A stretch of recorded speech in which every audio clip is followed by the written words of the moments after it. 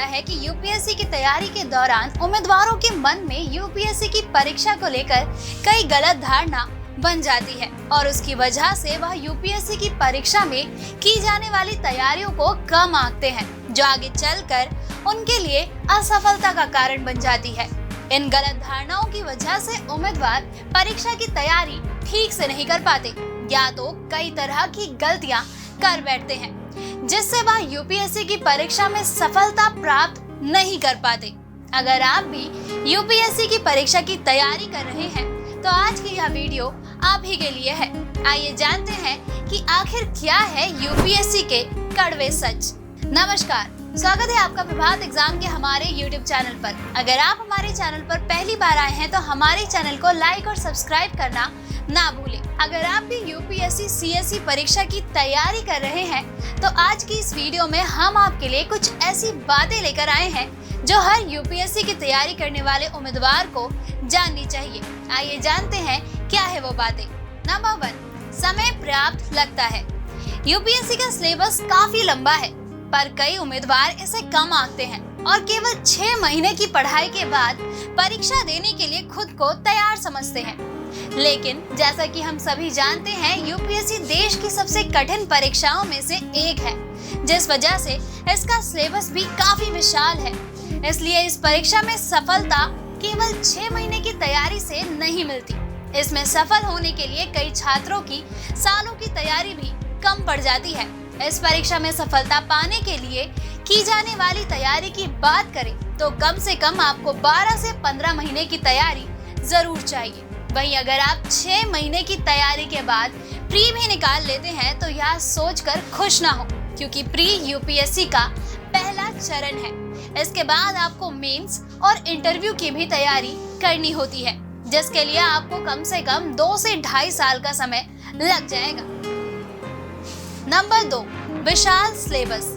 कई उम्मीदवारों के मन में यह धारणा होती है कि यूपीएससी में केवल 5 से 6 ही विषय हैं। कई उम्मीदवार सोचते हैं कि बस करंट अफेयर्स पढ़ लेने से यूपीएससी जैसी कठिन परीक्षा में सफलता मिल जाती है, लेकिन यह गलत है।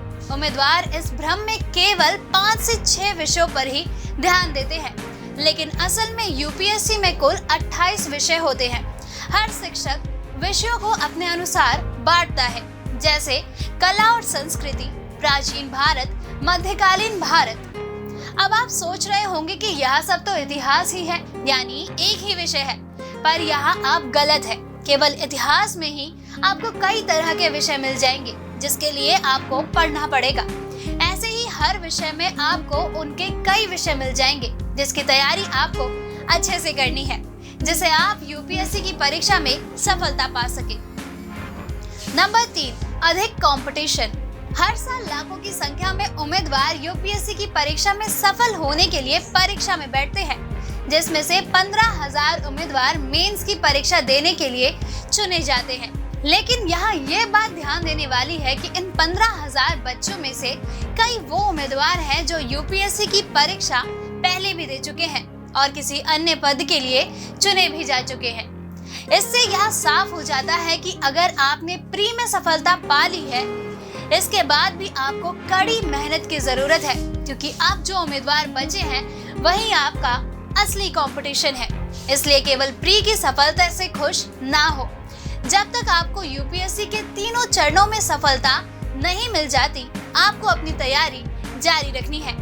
इस परीक्षा में कंपटीशन इसलिए भी ज्यादा है क्योंकि इस परीक्षा को देने वालों में ज्यादा संख्या पिछले साल मेंस या इंटरव्यू में रह जाने वाले उम्मीदवारों की है। तो इसलिए अपनी तैयारियों को जारी रखते हुए कठिन परिश्रम करें।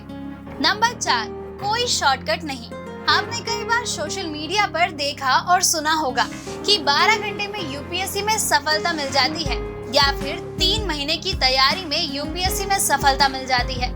सुनने में यह सब बहुत अच्छा लगता है, पर यह सच नहीं है। जैसे कि हमने आपको बताया है कि यूपीएससी का सिलेबस काफी विशाल है, जिसके लिए आपको समय भी चाहिए।